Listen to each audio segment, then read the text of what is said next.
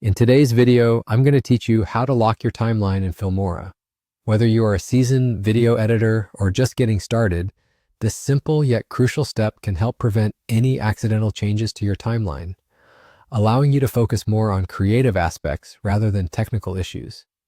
So let's dive right in and make sure your project stays just the way you arranged it. First, we need to open Filmora, so go ahead and launch the application from your desktop or search for it in your programs list. Once you have it up and running, ensure your project is open so we can move forward with locking that timeline. If you don't have a project ready, you can quickly create a new one by clicking on New Project in the Welcome window.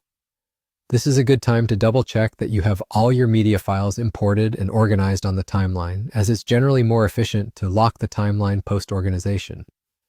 Now that you're set, let's focus on how to lock your timeline. Look towards the timeline panel. This is where all your video and audio tracks are laid out. If you tend to work with multiple media layers, locking can be especially beneficial in maintaining the arrangement from editing mishaps. Do you see the lock icon on the leftmost part of the panel, right beside your track labels? Clicking this icon will lock that particular track, preventing any changes to the clips or their sequence. There's a quick tip here. It's a good idea to always lock your audio track if it's perfectly synced with your video. Not having it shifted accidentally can save you a lot of re-editing time. And remember, you can lock each track individually, meaning you have the flexibility to keep some tracks editable while others remain untouched. Once you click that iconic lock symbol, it will appear engaged or highlighted.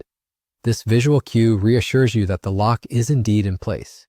Feel free to test it by attempting to move a clip on the timeline. You'll notice that you can't make any alterations, providing peace of mind as you continue working on other sections. And just like that, you're done with locking your timeline. The beauty of this feature is its simplicity and the level of control it grants you over the editing process. Always remember, you can unlock the tracks in a snap by clicking on the lock icon again when you decide to make changes or finalize edits. I hope you found this tutorial helpful. Keep practicing these little techniques as they accumulate into significant time savers in your editing workflow. Thanks for watching, and if you enjoyed this guide or learned something new, don't forget to check out more tutorials. Happy editing! Happy so!